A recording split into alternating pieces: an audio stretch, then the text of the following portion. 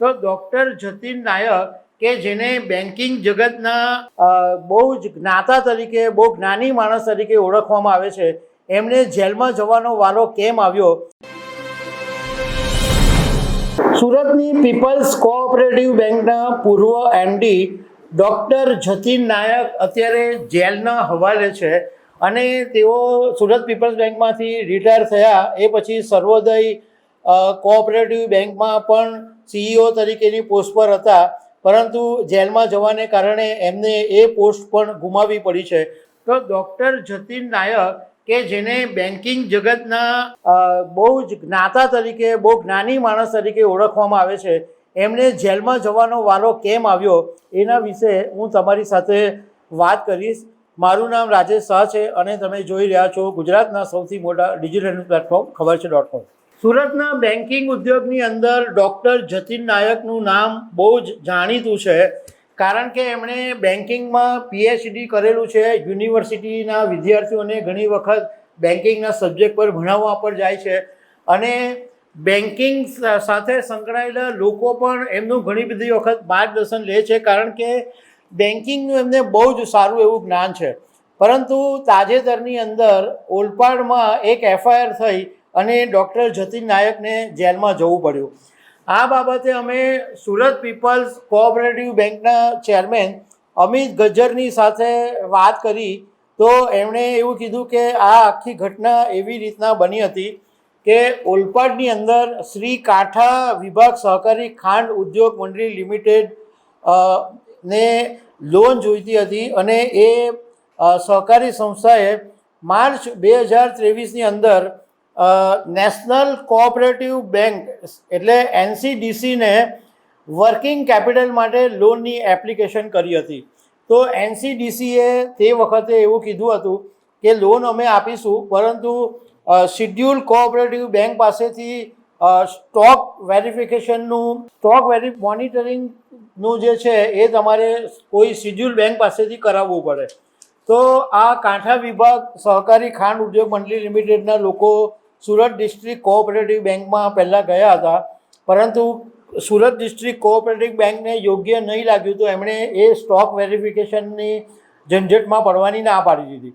એ પછી વાત Surat people's cooperative bank પાસે આવી અને એ વખતે જતીન નાયક છે એ સુરત પીપલ્સ કોઓપરેટિવ બેંકમાં મેનેજિંગ ડિરેક્ટર હતા અને એમણે બોર્ડની સમક્ષ એક પ્રસ્તાવ મૂક્યો કે શ્રી કાંઠા વિભાગ સહકારી ખાંડ ઉદ્યોગ મંડળી લિમિટેડ છે એનું આપણે ખાલી સ્ટોક વેરિફિકેશન કરવાનું છે અને એ પેટે આપણને આ સહકારી મંડળી છે એ કમિશન આપશે, બેંકે પૈસા આપવાના નથી. એટલે બેંકની બોર્ડે જતીન નાયકને મંજૂરી આપી કે ઓકે તમે કરો. તો જ્યારે જતીન નાયકને જવાબદારી સોંપવામાં આવી અને એ પછી જતીન નાયકે બોર્ડને એ પછી કોઈ જાણકારી આપી જ નહીં અને પોતે સ્ટોક વેરિફિકેશન કર્યું અને એના આધારે NCDCએ એક વખત જૂન 2023માં 9 કરોડ રૂપિયાની લોન આ શ્રી કાંઠા વિભાગ સહકારી ખાંડ ઉદ્યોગ સહકારી મંડળીને આપી અને બીજી નવેમ્બર 2023માં 9 કરોડની લોન મંજૂર થઈ. હવે આ કાંઠા વિભાગમાં પ્રોબ્લેમ ઊભો થયો, એને કારણે વહીવટદારની નિમણૂક કરવામાં આવી અને વહીવટદારે જ્યારે બધી તપાસ કરી તો ખબર પડી કે દસ્તાવેજની અંદર 59,402 ક્વિન્ટલ સુગરનો સ્ટોક બતાવેલો હતો, પરંતુ જ્યારે તપાસ કરી ત્યારે સુગરનો સ્ટોક માત્ર 4,022 ક્વિન્ટલ જ નીકળ્યો અને એને કારણે હાઈકોર્ટમાં ફરિયાદ કરી. તો હાઈકોર્ટની આદેશને આધારે ઓલપાડ પોલીસે 3 જણાની સામે FIR નોંધી અને ધરપકડ કરી છે. એમાં સુરત પીપલ્સ બેંકના મેનેજિંગ ડિરેક્ટર ડૉક્ટર જતીન નાયક, બેંકના પૂર્વ MD પ્રદીપ પંડ્યા અને ગોડાઉન કીપર પ્રદીપ પટેલ, આ 3ની સંડોવણી હોવાનું માલુમ પડતા એમની સામે ઓલપાડ પોલીસે FIR નોંધી અને 409, 420, 465, 467, 468, 471 અને 120B કલમો મુજબ એમની સામે ફરિયાદ નોંધવામાં આવી છે. અને એવું પણ જાણવા મળ્યું છે કે 20 માર્ચે ડૉક્ટર જતીન નાયકે જામીન અરજી કરી હતી, પરંતુ એ જામીન અરજી પરની જે સુનાવણી છે એ હવે 30 માર્ચ ઉપર ગઈ છે અને ડૉક્ટર જતીન નાયક સહિતના જે 3 આરોપીઓ છે એમને અત્યારે લાજપોર જેલની અંદર મોકલી આપવામાં આવ્યા છે. હવે સુરત પીપલ્સ બેંકના ચેરમેન અમિત ગજ્જરને એમ પણ પૂછ્યું કે તો જતીન નાયક તો એમડી હતા, પણ બોર્ડને એમને પૂછ્યું હતું તો બોર્ડે મંજૂરી કેવી રીતના આપી, એટલે બોર્ડે પછી કેમ ધ્યાન નહીં રાખ્યું?